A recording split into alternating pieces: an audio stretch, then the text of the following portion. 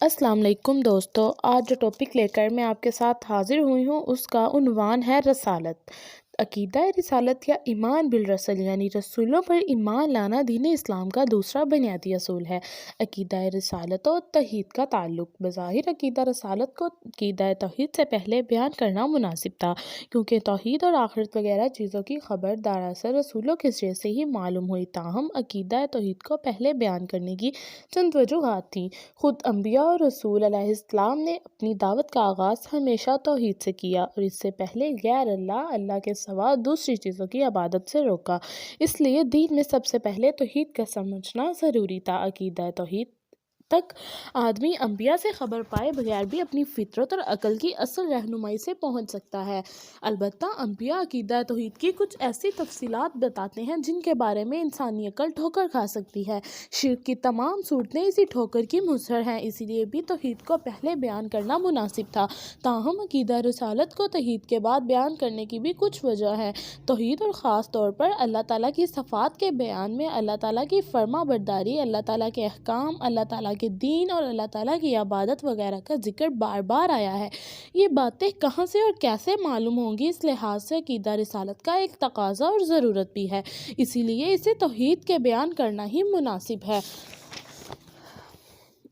آخری کلمہ طیبہ لا الہ الا اللہ محمد الرسول اللہ، اللہ کے سوا ہرگز کوئی معبود نہیں اور محمد صلی اللہ علیہ وآلہ وسلم اللہ کے رسول ہیں، کہ اقرار و اعلان سے مسلمان ہوتا ہے۔ یہ کلمہ شہادت پڑھ کر یوں ہے: اشہد ان لا الہ الا اللہ و اشہد ان محمدًا عبدہ و رسولہ۔ میں گواہی دیتا ہوں کہ اللہ کے سوا کوئی معبود نہیں، بس وہی اکیلا بغیر کسی شریک یا حصہ دار کے معبود ہے، اور میں یہ بھی گواہی دیتا ہوں کہ محمد صلی اللہ علیہ وآلہ وسلم اس کے بندے اور اس کے رسول ہیں۔ آپ نے دیکھا ان دونوں کلموں میں نصف اول توحید اور نصف دوم رسالت کے مضمون پر مشتمل ہے، اس لیے بھی رسالت کا بیان توحید کے فوراً بعد ہی مناسب ہے۔ رسالت کے لغوی اور اصطلاحی معنی۔ سب سے پہلے ہم رسالت اور رسول کے لغوی اور اصطلاحی معنی بیان کرتے ہیں، جو عربی زبان میں اس طرح لکھا جائے گا، تاہم اردو میں لمبی تیز لکھنا درست ہے کہ لفظی معنی پیغام میسج اور رسول کے لفظی معنی پیغامبر یا قاصد کے ہیں۔ لفظ رسالت میں پیغام بھیجنے والا، پیغام لے جانے والے اور جس کی طرح پیغام ہے، اس کا مفہوم موجود ہے۔ اپنے لفظی اور لغوی معنوں میں یہ الفاظ ہر طرح کی پیغام رسانی کے لیے استعمال ہوتے ہیں اور عربی زبان میں شب و روز استعمال ہوتے ہیں۔ رسالت کے اصطلاحی معنی محض پیغام نہیں بلکہ اللہ کا پیغام ہے، اور رسول کا مطلب صرف پیغمبر نہیں بلکہ اللہ تعالیٰ کا پیغام لانے والا ہے۔ خدا کی طرف رسول کے لیے بھی فارسی کی اصطلاح پیغمبر سے ہے اور اس طرح لکھا جاتا ہے کہ اسے عام پیغمبر یا پیغمبر ممتاز کر دیا جاتا ہے۔ رسالت کے لیے پیغمبری اور رسول اللہ کی بجائے پیغمبر خدا اردو میں بھی عام مصطلح ہے، تاہم رسول اللہ کہنا بہتر اور زیادہ اسلامی طریقہ ہے۔ اب صرف رسول کے معنی بھی رسول اللہ کے ہی ہوں گے، خصوصاً جہاں الرسول لکھا ہو وہاں تو رسول اللہ ہی مراد ہوں گے۔ عقیدہ رسالت سے مراد یہ ہے کہ اللہ تعالیٰ انسانوں کو ہدایت دے کی خاطر دوسرے تک پہنچانا، انہی میں سے بعض کو چن لیا کرتا تھا۔ یہ برگزیدہ انسان اللہ کے رسول کہلاتے تھے اور وہ اللہ کے پیغام ہدایت بندوں کو تک پہنچاتے تھے۔ نبوت اور رسالت کی ضرورت۔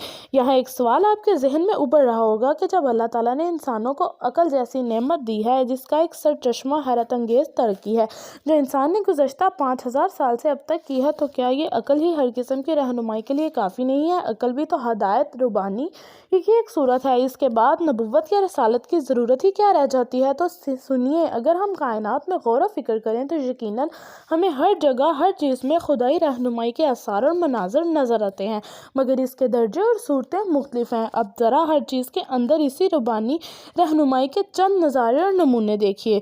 ذروں کے اندر ان کے اجزاء کو اور کائنات میں سیاروں کو کسی نے ایک مقررہ راہ پر لگا دیا ہے۔ نباتات کی جڑوں اور پتوں کو کسی نے اپنا اپنا کام سمجھا دیا ہے۔ حیوانات میں رہنمائی کا ایک اور ذریعہ جبلت کہاں سے آ گیا ہے؟ شہد کی مکھی کو پھولوں سے رس لانا، عجیب و غریب چھتے بنانا، شہد تیار کرنے کی تعلیم کس نے دی ہے؟